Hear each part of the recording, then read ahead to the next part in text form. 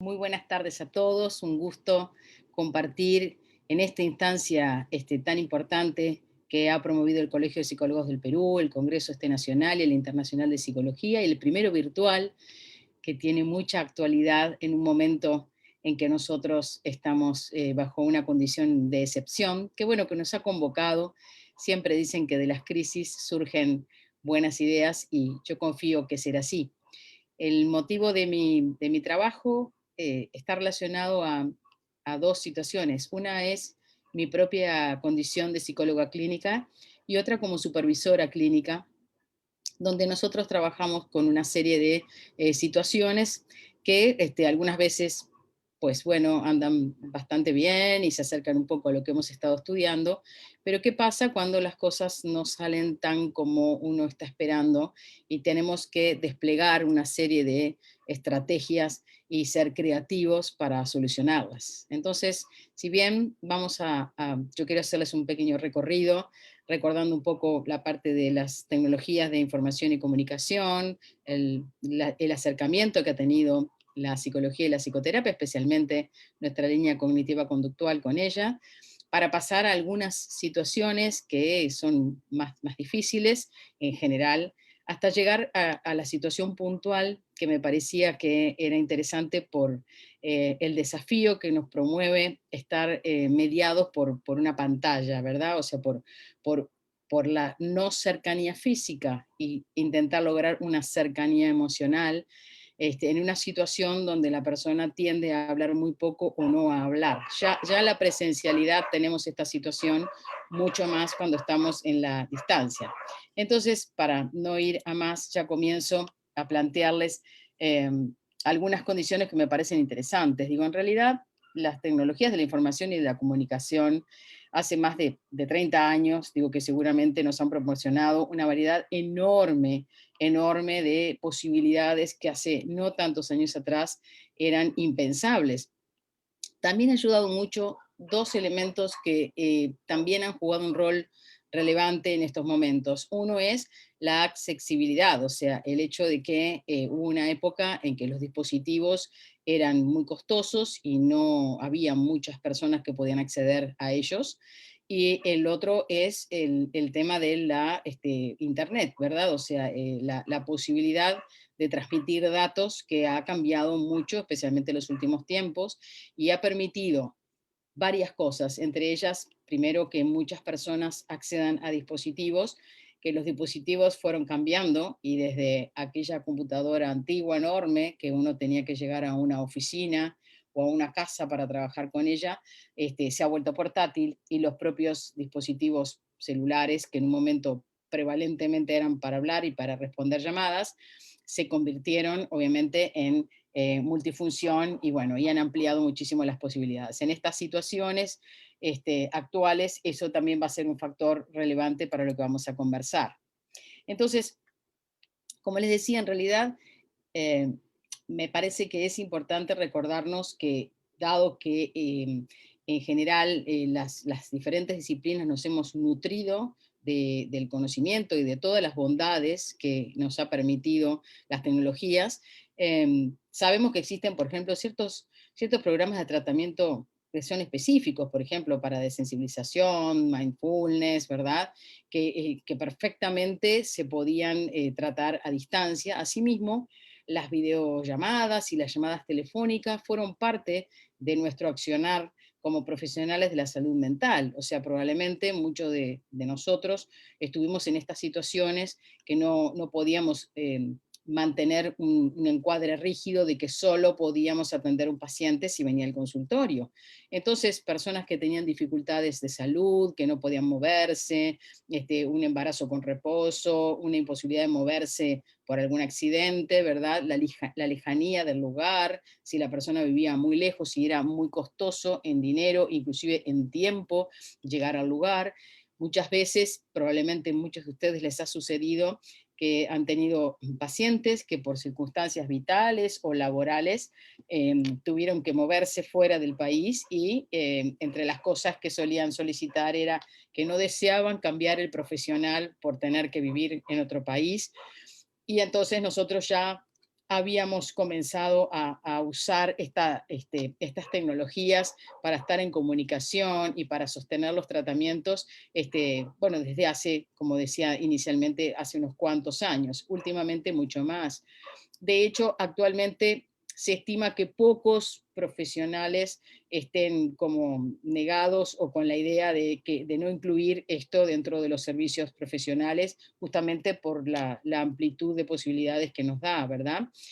Asimismo, ha habido bastante literatura que intenta comparar si necesariamente la distancia es mejor o peor, pero depende un poco de qué tipo de tratamientos son los que estamos planteándonos, pero la ansiedad y la depresión, por ejemplo, y bueno, algunas conductas medias puntuales, como decíamos, de llegar a aprender ciertas estrategias puntuales, está visto que no necesariamente es mejor la presencialidad que la distancia, ¿no? Esto también nos pone en el foco acerca de nosotros como profesionales de la salud, de también desarrollar ciertas habilidades, ¿verdad? Porque si bien no hay un lugar específico para aprender, así como ahora hacemos las clases a distancia y nos hemos tenido, yo soy una de las sobrevivientes que he tenido que reciclarme para ser docente a distancia en la universidad, también no tengo por qué comportarme exactamente igual que si estuviera en la presencialidad. De hecho, al final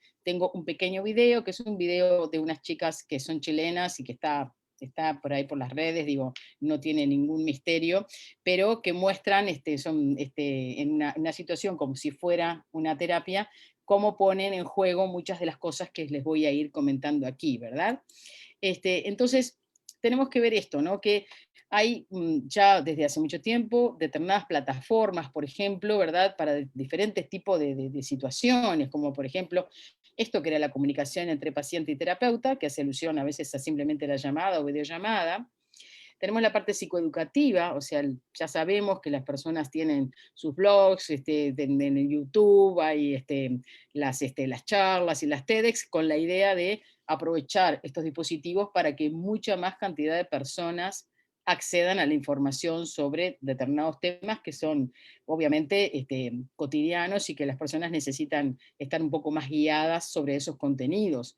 Asimismo, también hay sobre diagnóstico y evaluación, test y cuestionarios que se pueden hacer también a distancia, y esto también ha sido usado mucho a nivel de las investigaciones, que ha permitido llegar a mayor cantidad de población, a veces hasta de otro país, que hubiera sido muy costoso llevar profesionales y permite de alguna manera generar un buen acervo de información para trabajos que nos van a brindar obviamente mucha información en investigación.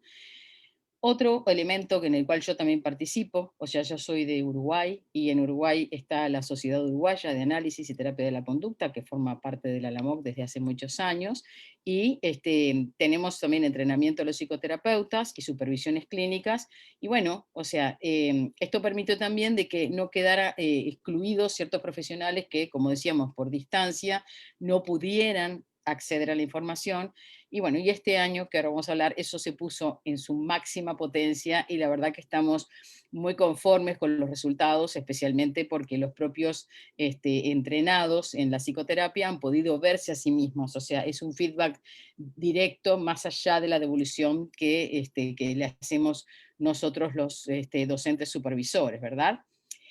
Otra situación también que tiene mucho uso es el monitoreo remoto de situaciones de riesgo, como por ejemplo personas que tuvieran ideación suicida, que de alguna manera no hubiera sido posible estar todo el tiempo junto a la persona, pero de esta manera nosotros podemos estar en contacto más permanente, no solo con él, sino que también con otras personas de la familia, pero, o sea, ha permitido esa cercanía, digamos, ¿no? Justamente en la paradoja de que las personas piensan que la distancia está vinculada a la frialdad y la falta de empatía, ¿no? Otra es exposición a través de videos y juegos también, o sea, que vamos a ver que son algunos de los procedimientos que se han usado mucho, que son juegos que en realidad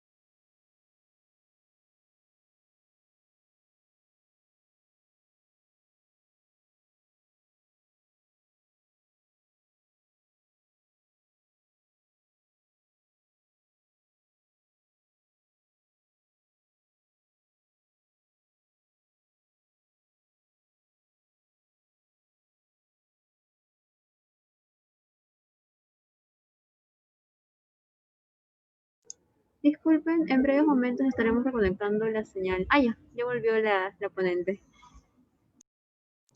Doctora María Elena, está con su audio apagado. ¿Podría prenderlo, por favor? Sí, se ve que quedó automáticamente, gracias. Sí, ok. Bueno, no sé qué pasó, pero bueno, acá estamos nuevamente. Esto es una de las dificultades que tienen las tecnologías, porque tiene muchas bondades, pero tiene esto también, que a veces se puede cortar la comunicación.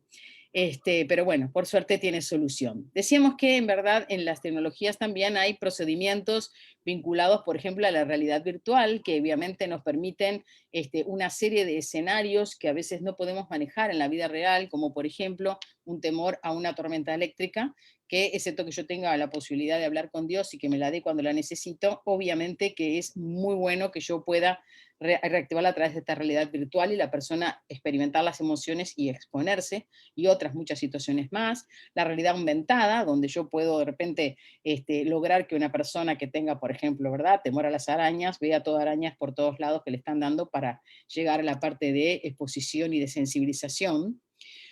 Todos los dispositivos de biofeedback, o sea, en los entrenamientos que en sus orígenes yo también participé aquí en nuestro país sobre relajación, teníamos la posibilidad de que la persona, a través de una traducción, a través de colores o sonidos, ¿verdad? Pudiera ver cómo estaba su ritmo cardíaco, respiratorio, la respuesta galvánica de la piel, ¿verdad? Y la presión arterial, y podía con esa información ayudarse a autorregularse en la experiencia que estaba entrenándose, ¿verdad? Que era la de aprender a relajarse, por ejemplo, ¿no? Asimismo, lo que decía, los juegos que se le llaman serios, que están vinculados no al entretenimiento, sino que la idea es que los chicos, jóvenes o pueden ser personas adultas, entran en un juego que fue diseñado por profesionales de la salud mental con la intención completa de que la persona lograra determinados objetivos que están asociados a fines terapéuticos, ¿verdad? Por lo tanto, lo que siempre se decía que esto era para el futuro, o sea, sabemos que ese futuro ya llegó y que esto está entre nosotros, como decía, ya hace bastante tiempo. Lo que cambió fue que tuvimos un giro muy sustantivo, o sea, la alerta sanitaria, que en mi país empezó el 13 de marzo y que realmente al principio anduvimos bastante bien, ahora que viene el calor, la gente está un poco más cansada y ya no andamos tan bien, pero más allá de eso, o sea, permitió en la distancia continuar, ¿verdad?, con los procedimientos, con los tratamientos. Esto fue muy importante porque fue muy rápido y muy abrupto. Quizás lo que más nos estresó a todos fue que no tuvimos mucha posibilidad de decidir o de ir haciendo un tiempo de transición. Fue de un día para otro, ¿verdad? Eh, en realidad, lo más importante fue que la mayoría, en mi país, la mayoría de las personas adhirieron a esta modalidad. Yo me puse en contacto con todos los pacientes que estaba tratando y que ese día, en mi caso fue el viernes 13 de marzo, salí de mi consultorio como cualquier viernes, y una vez que se planteó la situación, la amplia mayoría aceptó. Muchas de las cosas importantes que colaboraron a esta posibilidad fue el hecho de que la mayoría tenía estos dispositivos, ¿verdad? Como para poder hacerlo, y la mayoría tenía una muy buena conectividad. En mi país hay una muy buena conectividad de Internet que nos ayudó mucho con todo, no solamente con la parte de justamente de la psicoterapia, sino que con todo lo que tenía que ver con la educación también. El acceso es a una buena conectividad.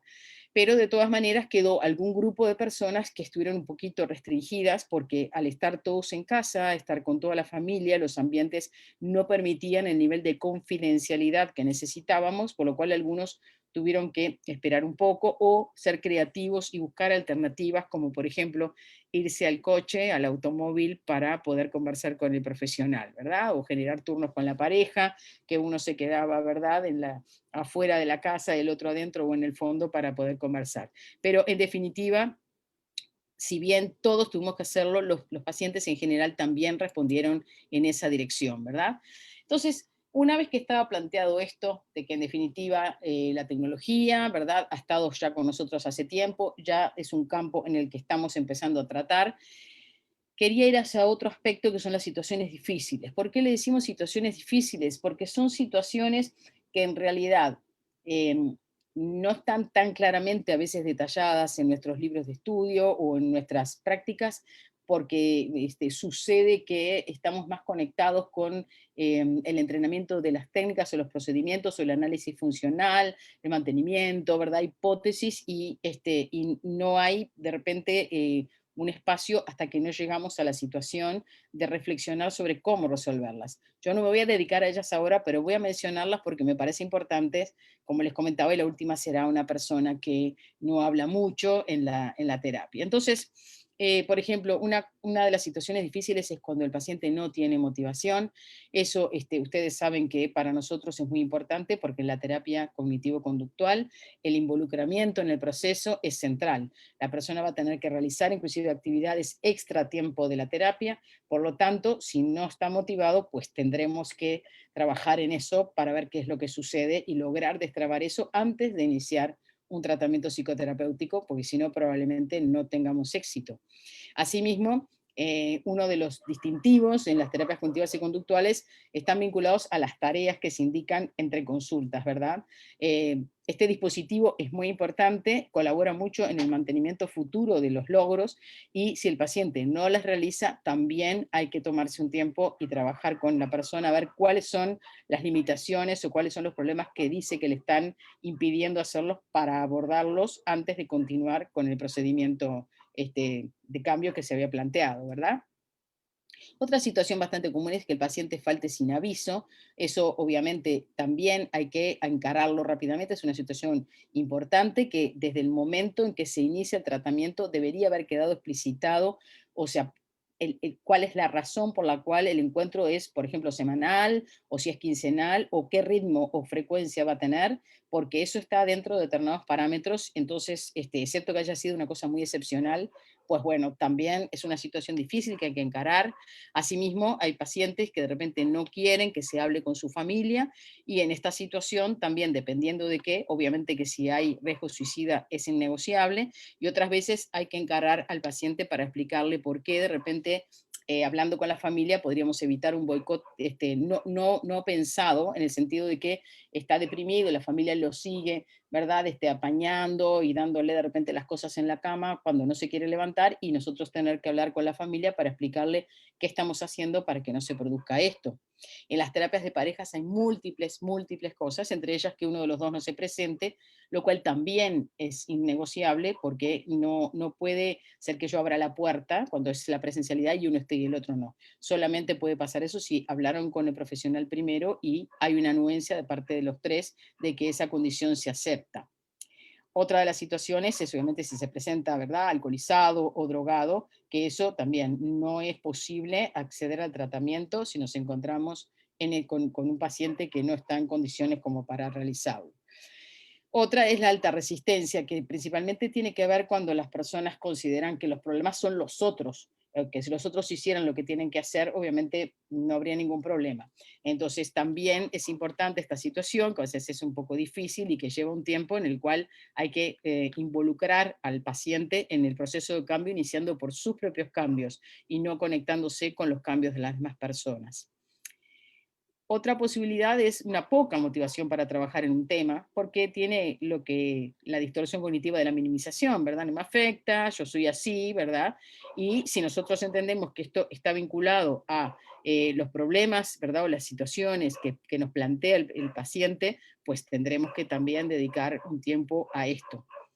Otra posibilidad es que obviamente la persona venga por una obligación, o sea, porque es un menor de edad y de repente su familia lo manda, ¿verdad? Los maestros o los profesores, o por una situación legal, un juez que de repente haya determinado que determinada persona para que, digamos, pueda obtener una libertad más anticipada o no vaya a la cárcel, deba hacer un procedimiento psicoterapéutico, dada lo que decíamos, la necesidad de motivación, esto es muy importante.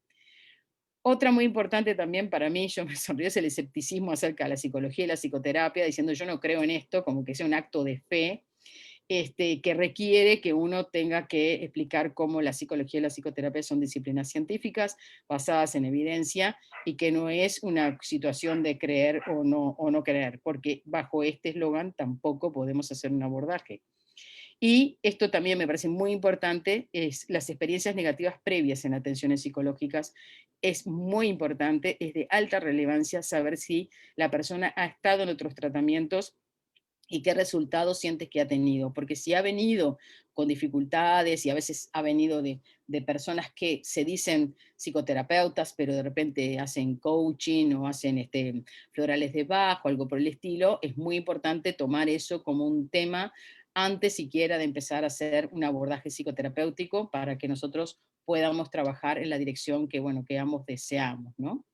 Y bueno, esto lo hice un poquitito así más rápido porque estoy yo también controlando el tiempo y estoy en el momento que quiero entrar más en una de las situaciones que era, mi paciente casi no habla, ¿verdad? O sea, casi que nosotros a veces no nos preparamos mucho para estas situaciones porque partimos de la base de que la persona tiene un sufrimiento, tiene un dolor, tiene una situación con la que no tiene conformidad y viene con todas las ganas y con toda la motivación, con el deseo de contarnos, nos quiere dar detalles, quiere plantearnos situaciones, qué emociones tiene, secretos guardados o pensamientos que están activos y que nos van a dar una enorme información para poder trabajar con él.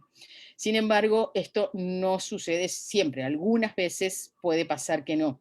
De hecho, o sea, ha pasado, yo tuve una situación de un paciente que demoró como 4 meses en contarme algo que era un secreto muy importante para él, porque no tenía la confianza y tenía mucha vergüenza, y había tenido una situación anterior en la cual había ido a un tratamiento y había contado el primer día, y no sé por qué, pero aparentemente el profesional reaccionó de una manera que él no esperaba y le dijo que eso como que él no lo podía manejar y que bueno, lo derivó y él quedó como muy consternado por esta situación, ¿verdad? Pero digo, más allá de esto es como que estamos más preparados para que alguien hasta hable y demás y le tengamos que ir organizando, ¿verdad? El discurso y no que diga poca cosa o que sea más monosilábico. Entonces, esto puede ser muy cansador para nosotros que tenemos que estar como sacando de a una ahí con, ¿no? Con una pinza cada palabra, estar permanentemente activo, saber cómo puedo hacer para que me diga lo que estoy necesitando para ayudarlo, porque de alguna manera se conecta conmigo, o sea que de alguna manera no se siente bien y requiere, ¿verdad?, el tratamiento, y también para la propia persona, porque digo, en definitiva, digo, está haciendo todo un esfuerzo y eso, bueno, es una situación de las que consideramos difíciles en psicoterapia, ¿verdad?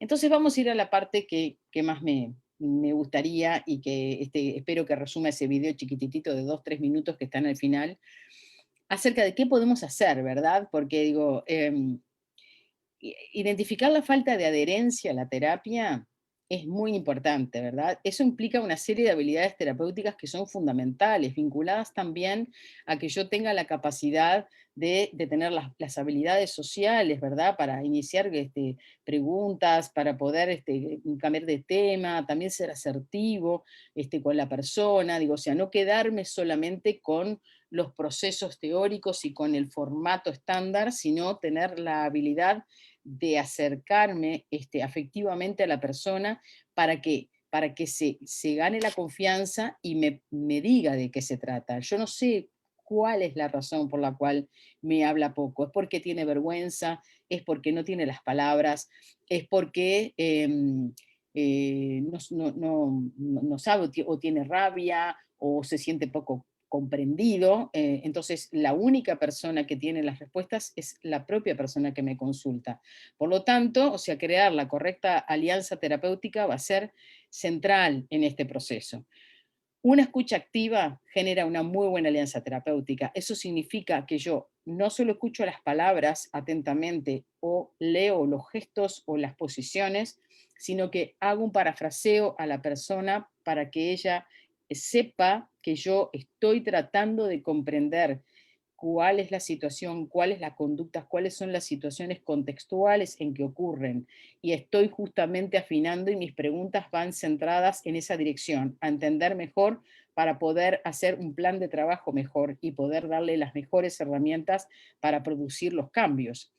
Asimismo, una cosa que es muy importante es la autenticidad. Nosotros podemos usar una serie de herramientas y podemos inclusive autorrevelar algo propio si consideramos que en ese momento puede colaborar hacia los objetivos terapéuticos, pero yo no puedo decir que en realidad esa experiencia es mía y no es mía, o si soy una persona que en general no soy muy de hacer gracias o de hacer bromas, me ponga con la idea de acercarme, ¿verdad?, a la persona a hacer alguna broma o un chiste, porque eso la otra persona lo va a captar y va a generar probablemente una conducta justamente de no verbalizar, de retracción, digamos, respecto a lo que está sucediendo entre nosotros dos.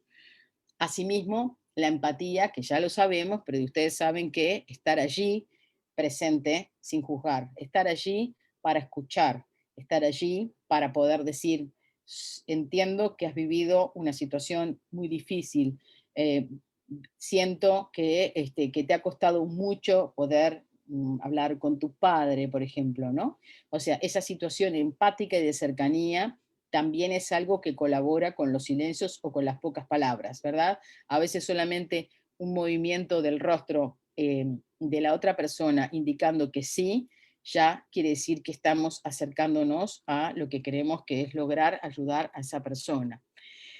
La parte de la ayuda, de la aceptación incondicional es central. A veces nosotros no somos muy cuidadosos de esto, y por lo menos en las conversaciones que he tenido con los colegas y lo veo con los supervisandos, que tienen a veces la tendencia a decir, ah, sí, qué bien, o está mal, y hay que tener un poco de cuidado, ¿verdad? O sea, la aceptación incondicional habla de no juzgarse y no juzgar.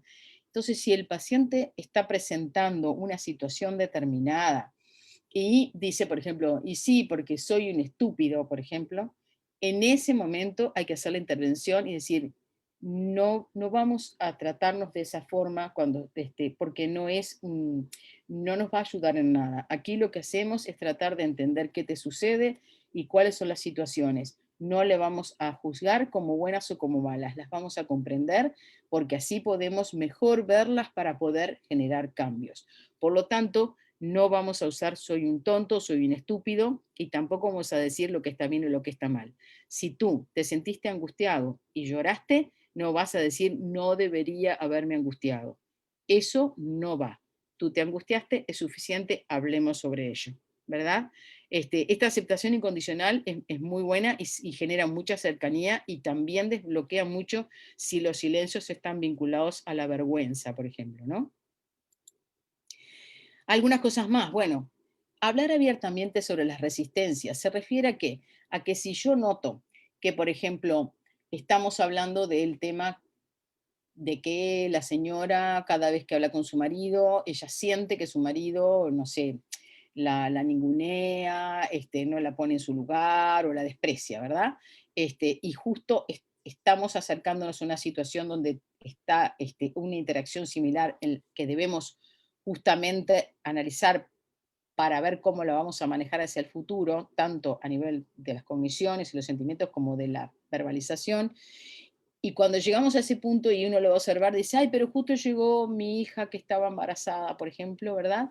Y eso notamos que ocurre más de una vez, es correcto decir, me parece que cuando nosotros tocamos este tema, tú no te sientes bien y tiendes a o no responder o cambiar de tema, ¿verdad? Lo ponemos claramente y abiertamente en el momento para discutir con la persona. Asimismo, otra cosa que nosotros proponemos, ya que la persona puede tener esta dificultad de hablar, ¿verdad? Y todavía no es sabido muy bien de qué se trata, podemos invitar a que escriba, por ejemplo. Puede escribir durante la consulta y después de la consulta y nos lo manda. Si estamos en la distancia, es a través de la propia conversación que estamos teniendo. Si fuera en la presencialidad, le podríamos decir, nos gustaría quedarnos con ese papel o, o me gustaría que me lo dieras porque así lo leo y lo conversamos, ¿verdad? O sea, son formas también de dar otro camino para acceder a la información de qué le está sucediendo y también en cuanto al después es importante porque la persona se lleva una impresión, ¿verdad? Y puede ser que después esté rumiando con lo que cree que sucedió o que quizás sin intención uno tuvo una palabra o tuvo un gesto o hizo algo que es interpretado de una determinada manera por el paciente, pero por su inhibición verbal no lo pone en la consulta para decir, no me gustó cuando me dijiste esto o me sentí incómodo cuando tú hiciste o no hiciste tal cosa, ¿verdad? Entonces, si yo lo capto, yo lo pongo en la conversación, pero si no es así, la persona a través, aunque sea de la escritura, podría encontrar un canal para comunicarse con nosotros. Asimismo, realizar cambio de roles. El cambio de roles, o sea, lo que nos permitiría sería proponerle, ¿qué tal si ahora tú sos yo soy tú, ¿verdad? Pero ahora tú me dices a mí, por ejemplo, cómo querrías ser tratado o qué cosas crees que querrías saber de mí, para ver si me ayuda que después yo también lo pueda usar justamente a la inversa, ¿verdad? Asimismo, es muy importante invitar a presentar las dudas. Quiere decir esto que vale la pena detenernos y decir, bueno, ¿hay algo de lo que estamos hablando que no está quedando claro? ¿Hay algo de lo que estamos hablando que a ti te parecería o te gustaría o creías necesario aclarar? ¿O te ha surgido alguna pregunta acerca de lo que yo te estoy comentando? Con mucho gusto me lo puedes decir y lo conversamos, ¿verdad? Para que no pase que la persona quede digamos, en sus propios pensamientos y sus propias interpretaciones, y yo sigo de largo y no me entero, entonces hago esta separación con la persona y entonces no estoy ayudando con la no verbalización, ¿verdad? La persona se puede sentir no entendida, ¿verdad? No tenida en cuenta, porque yo sigo de largo y no estoy acompañada por él, ¿verdad?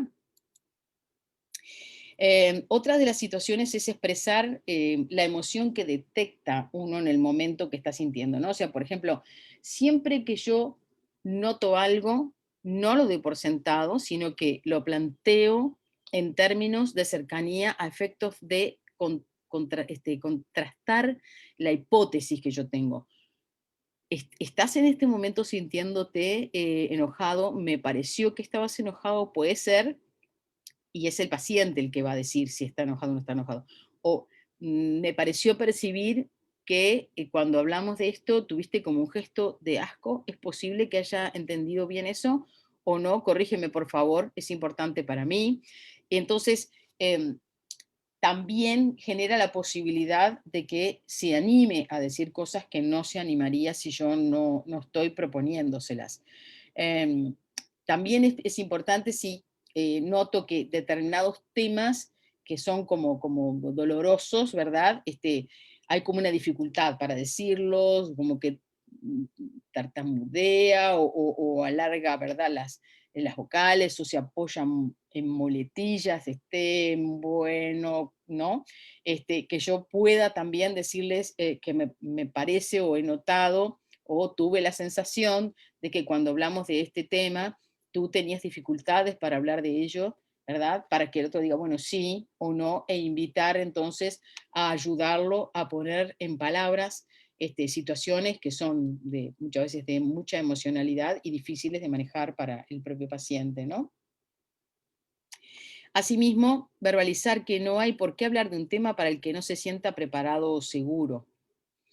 Esto también es muy importante porque no quiere decir que porque viene a la terapia bueno, ha habido, por ejemplo, un abuso, pues tenemos que hablar de eso, ¿verdad? Y el otro sentirse incómodo y violentar de alguna manera a la persona. O sea, hay que tomar los tiempos. Casi que esto es algo que yo como supervisora lo marco mucho cuando mis supervisandos, claro, están en una situación particular porque están siendo evaluados y saben que, bueno, hay muchas cosas que entran en juego, ¿no?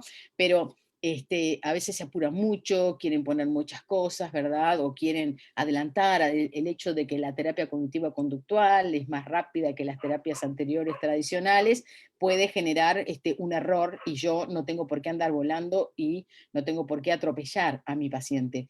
Tengo que tomar los tiempos y si me dice, si tú ahora no te sentís cómodo o cómoda, si tú ahora sentís que no es un buen momento para hablar con esto, pues de este problema, no hay ningún inconveniente. Tenemos otras cosas que podemos también hablar, ya va a llegar el momento y lo podemos conversar. Bueno, excepto que fuera un caso de que nunca sería el momento que en ese caso lo abordaríamos. Estamos hablando más que nada de este disconfort que a veces tienen cuando están todavía un poco recelosos acerca de la aceptación que vamos a tener sobre las situaciones que nos están planteando, ¿verdad? También el uso de metáforas. El uso de metáforas es muy importante y tiene que ver con las habilidades del terapeuta en el sentido de que más allá de las que nosotros podemos rescatar que hay por allí, yo recomiendo usar metáforas también propias y crear metáforas, por ejemplo, con los intereses del paciente, si cocina, algo de cocina, si es mecánico de automotriz, algo de auto, o sea, da muy buen resultado realmente y habla de la autenticidad que yo les decía, ¿no? También da retroalimentación cada tantas sesiones, o sea, se recomienda que nos reposicionemos en determinado momento. Bueno, quiero que recuerdes que cuando tú viniste empezamos por aquí, por esta situación, te acuerdas de esto, te acuerdas de lo otro, estuvimos haciendo esto, ahora estamos en esta situación y en esta condición, y de aquí en adelante vamos a seguir en esta dirección. O sea, lo que estamos haciendo está dentro de este plan general de trabajo que hemos acordado al inicio del tratamiento. Y mismo también, bueno, invitar a hablar de un tema que quiera, o sea, independientemente de que yo más o menos en cada consulta estoy con determinados objetivos planteados, obviamente intentar que el paciente pueda traer un tema, que de repente cree que es un tema que no tiene nada que ver y puede ser que sea algo puntual y él está o ella preocupado por eso, por lo tanto yo, si le vengo con mi plan general, con lo que decíamos, se siente poco entendido, o podría ser que fuera algo que realmente está dentro del plan general que estamos trabajando y podríamos ubicarlo para que se dé cuenta que no es una cosa diferente, sino que es una presentación diferente de lo mismo que estamos tratando, ¿verdad? Entonces, estoy muy bien de tiempo, sí. Si están de acuerdo, yo tengo aquí este videíto, como les contaba, que me gustó mucho. Son unas chicas chilenas que generan una situación en la cual la chica está deprimida. Es muy cortito y quiero que vean muchos de los aspectos que yo les planteé acerca de el dar tiempo, el tema de la escucha, el tema de la autenticidad y la empatía, que creo que están muy presentes y bueno, lo quiero compartir con ustedes por esto. Aló, aló, ¿se escucha, Cecilia? Aló, Cecilia, ¿se escucha? Quizás no se escucha el audio. Aló, hola, ahí sí. Hola, Cecilia, ¿cómo estás? ¿Podemos no hablar? Sí, podemos no hablar, no hay problema.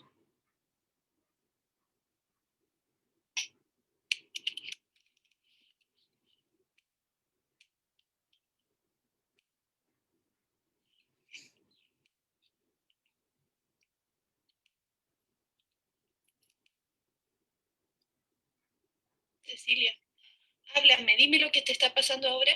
¿Sí?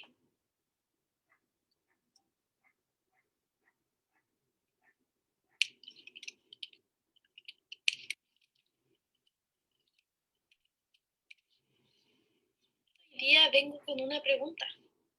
Quería saber cuál es tu banda favorita.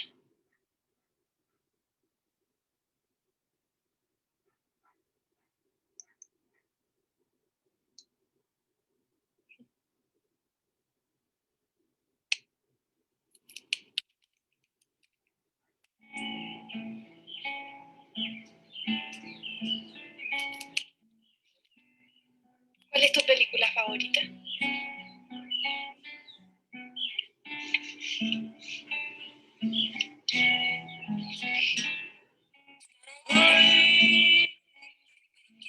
Estoy dispuesto a perder. Quiero saber cuál es tu juego de mesa favorito. A comenzar otra vez. Te está quedando bien, pero a mí. Cansado estoy de color púrpura o azul. Para hoy día se me había ocurrido que podíamos ver alguna película, la que tú quieras. Hoy quiero solo descansar. Hoy día me gustaría hablar. Y tal vez. Muy bien. Podemos hablar entonces. Resolver problemas. Y tal vez. Resolver.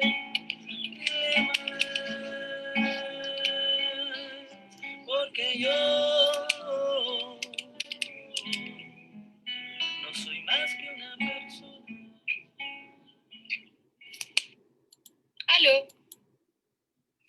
Muy bien. A mí me inspiró esta foto que conseguí porque creo que tiene, como les decía, todos los valores que habíamos planteado. Son chicas jóvenes, comparten música, o sea, busca un camino de cercanía hasta que ella puede llegar al punto de, bueno, ahora me siento como para hablar. O sea, los mecanismos son muchos. Eh, Desde mi parte, creo que una de las cosas más importantes que me enseñó muchos de mis docentes, en realidad, era que la psicoterapia tenía un poco de ciencia y un poco de arte, y un poco va la propuesta por este lado, ¿verdad? No ceder, no creer que la pantalla es una distancia, la distancia la crea la actitud que tiene la persona, y realmente podemos llegar a, este, a tocar el alma de una persona y lograr, bueno, lograr que se acerque y nos comente de qué se trata. Entonces, por mi parte, les doy muchas gracias por su atención. No sé, yo me guié mucho por que me dijeron que tenía que ser menos de 45 minutos y creo que voy casi 42, así que estoy, creo que bien. No sé, ustedes me dirán si alguien quiere hacer alguna pregunta y yo tengo que estar aquí para contestar, o bueno, cómo sigo. Sí, doctora, se va a hacer una ronda de preguntas. Los que tengan alguna duda, por favor, hacerlo mediante el chat y se leerá sus preguntas.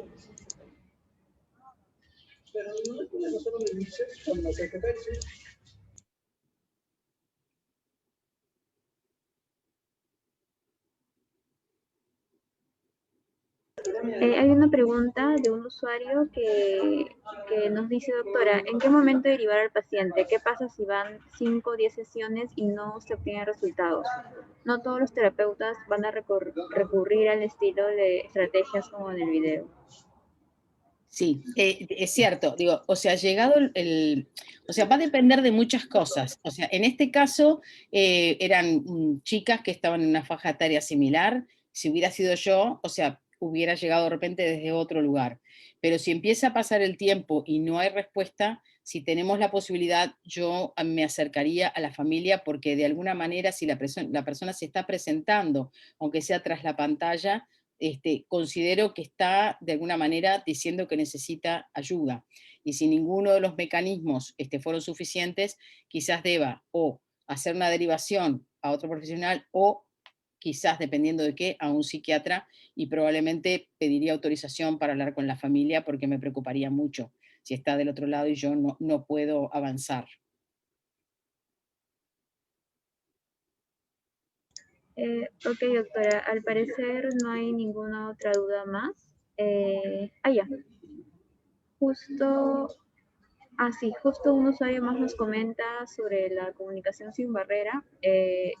Dice lo siguiente, no me surge una consulta. Si el paciente tiene estas dificultades, como terapeutas, debemos darle continuidad al nuevo canal que éste eligió. No entendí lo último, disculpas. Sí, es que, bueno, acá parece que hizo una pregunta en el transcurso de la ponencia y dijo lo siguiente, ¿no? Sobre la comunicación sin barrera.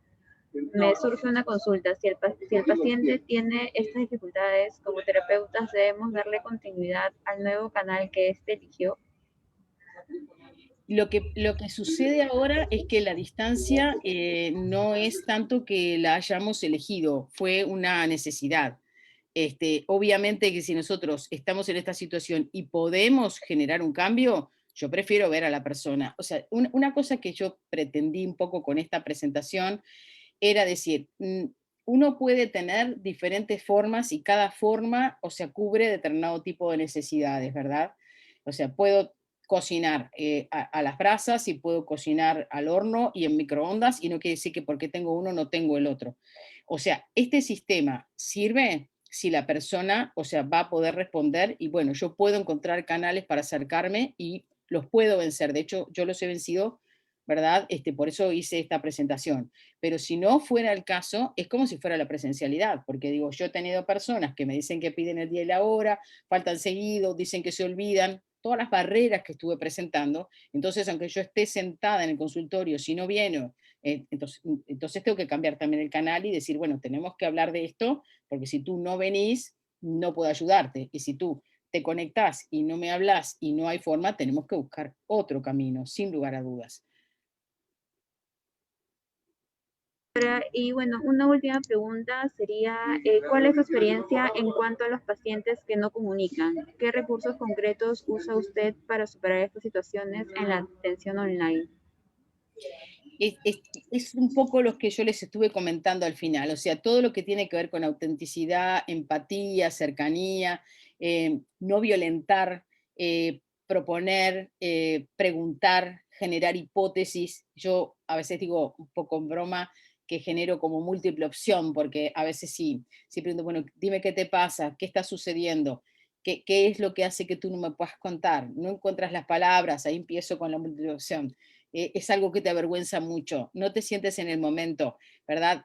Para que la persona me vaya guiando, si tiene tanta dificultad que ni siquiera me puede decir qué le pasa cuando le pregunto. Entonces, es como que generar algo un poco más creativo que se vincule esto al acercamiento y la suavidad, al no violentar, a la empatía, ¿verdad? Y a la propuesta. De esta manera yo es cuando consigo, y no he tenido ninguna situación tan extrema como que esto no haya sucedido. Quizás tampoco tengo una muestra representativa enorme, solamente tengo la mía, pero de esta manera he conseguido y siempre tuve esta situación activa de que si no había manera, no era que abandonaba y nada más, bueno, tenía que buscar otro carril y el otro carril o la otra forma podía ser obviamente una derivación o buscar otros profesionales que pudieran aportar algo que yo no. O sea, por ejemplo, medicación, si fuera el caso, porque evidentemente lo que yo estaba intentando no estaba dando resultado.